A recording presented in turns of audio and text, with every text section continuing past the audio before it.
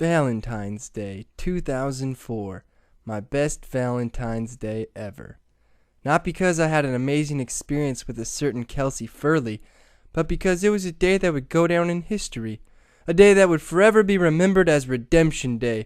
The day that I proved to the sophomore class of Lincoln Northwest High School that I, Corey Martin Craig, was not to be fucked around with.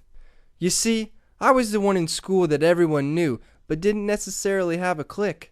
I wasn't a popular jock, although I played sports. I wasn't a goth, although I owned a couple black shirts.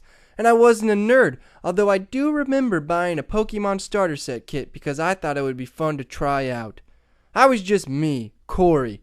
I guess you could say I was a class clown. That had its pros and cons. Pros being kids laughed at me and people liked me, and I could normally hang out with whatever group I felt like hanging out with on any given day. Well, except the jocks. That was the con of being a jokester. The jocks didn't like me because they always wanted to be the center of attention, so when I got laughs from their pretty little girlfriends, they tried to get even with me. But that was going to change. Permanently. The Four Musketeers. Kevin Bentwinger, Tyler Newkirk, Alex Hallamang, and Taylor Warren. If high school had the dream team of all-star jocks, these four douchebags were it.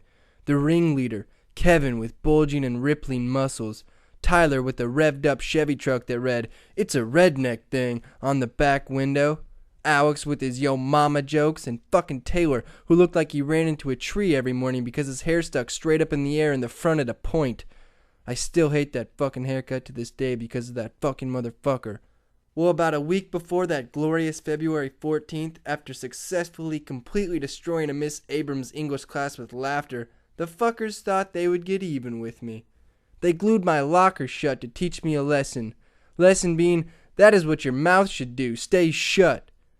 The four of them waited for me to get to my locker and watched me fail trying to open it, and Hallamang uttered those completely retarded words, "Take that, needle dick," as I turned around and saw the four of them laughing and pointing at me. Well, that was enough. Fuck them. Fuck those motherfuckers with a passion. Fuck them. Ah!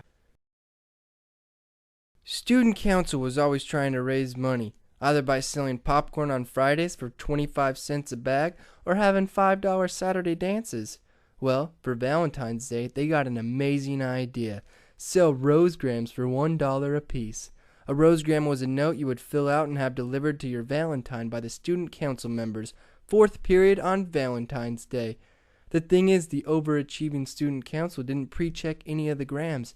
You could send them to whoever you wanted. So that was my ticket to payback. On Friday, I walked up to the student council booth at lunch and set down a crisp $5 bill. Katie Segamoser looked at me a little questionable and asked me if I wanted change, and I told her, "No, 5 please." She obliged and handed me a pen and 5 grams to fill out. I started writing quickly and thus began my vengeful plan. First was Kevin's gram, of which I sent to Mr. Neely, principal of the school. The note, "Mr. Neely, I want to suck on your peener. I am down to go downtown. Let me know, ho, for show. Kevin Bentwinger." Then came Tyler's gram, of which I sent to Megan Trump. Megan was an ugly duckling who had always had a crush on Tyler, and I felt a little bad for bringing Megan into the mix, but it needed to be done. The note read, "To Megan, from Tyler Newkirk. I know I've never really talked to you, but it's because I am so nervous around your beauty. We should go out sometime. XOXO. Finally, it came down to Alex and Taylor. I sent a gram from Alex to Taylor and one from Taylor to Alex. Alex's read, "T, dude, even if you don't want this to happen, please don't tell Kevin and Tyler that I said this, but we are best buds, and I don't know, but it's just I think I might like you more than that. I know, a little weird, but I just had to tell you this. I guess, well, I love you. Al." Taylor's read, "Al, dude, I think I like you more than a friend. I think I might have a crush on you. Don't tell anyone, but I just had to tell you this on this special day. Hope you like me too. T." Oh, and the final gram? Well, I sent that to Kevin, the biggest fuck of them all. It read, "Kevin, take that, bitch. Signed, your secret admirer." I gave all 5 grams back to Katie with a little grin, told her to have a great day and thank you so much for doing this. Valentine's Day came around and it seemed like forever until 4th period. But it came, and I waited, and waited, and finally it happened. The Grams were passed out. By the end of the day, Kevin got called into Neely's office. Tyler got cursed out by Megan and her friends for thinking it was funny to make fun of her as she cried hysterically. It was great.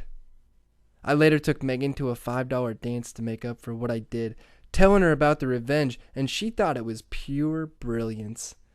And Alex and Taylor didn't talk to each other for a good couple of days for fear of the possibility of having a crush on one another. It was glorious. Success. Those 4 fuckers never fucked with me again. I later told Kevin that I was the secret admirer, and I got my props. He knew I had topped their little locker stunt. I was King Corey, not to be fucked with. The funny thing is, after they found out it was me, they all thought I was cool, and sometimes I hung out with them. Oh, redemption. That will go down in history as my best Valentine's Day ever.